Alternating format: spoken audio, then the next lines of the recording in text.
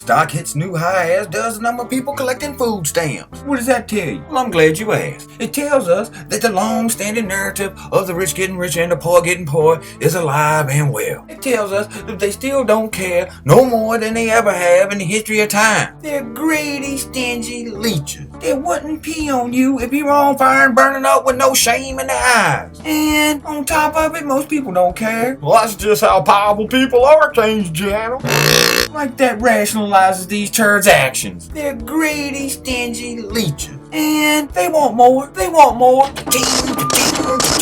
Senate Democrats are threatening pay freezes on Colorado sheriffs over gun control opposition. What? You mean to tell me that they're threatening these sheriffs for upholding their oath? What? This is what they do. This is what they always do. Make the good guys out to be the bad guys. So apparently, there's some guys who took an oath similar to the one these political turds took. They uphold their oath while these wanks want to strong arm them to break that oath. Who was the real bad guys here? Judge strikes down New York City's sugary-drink limits. Like that matters. It all shows these turds in action, putting out the feelers to see what they can get away with. Telling people you can't have a super-sized soda? I don't care if it's good for you or not. Do you think these political turds really care about anyone's health? No, not at all. They could care less. It's apparent. So why else would they want to take it away from you? To see if they can. And we pay these people.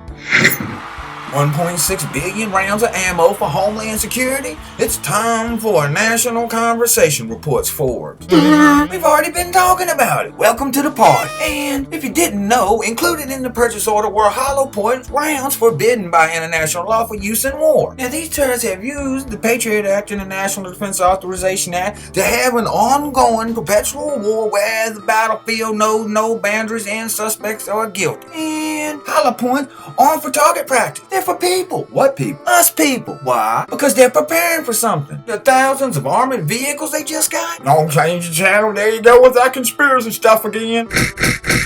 Well, tell me this then, Einstein. Why, at the height of the Iraq War, we were expending less than 6 million rounds a month? 6 million. And these turds got 1.6 billion? Which can sustain that level of war for over 20 years. And after the mainstream media was burying this story, Forbes comes out saying it's time for a national conversation about it. And what are these turds up to? I'll tell you. Alternative media and activists got this story out there to the degree that they had to answer for it. So then they go, so mainstream will flap their pie hole for a brief time and will fade while people will have been encoded to the idea that this is just how these agencies roll. And what it tells me is they're going to try and walk all over us to the degree that they need all those rounds and armored vehicles to keep us in line because we're getting madder and madder at their actions and they know it. In this world of the preemptive strike doctrine, suspects are guilty and subject to be drawn or detained indefinitely. Their intentions are never, ever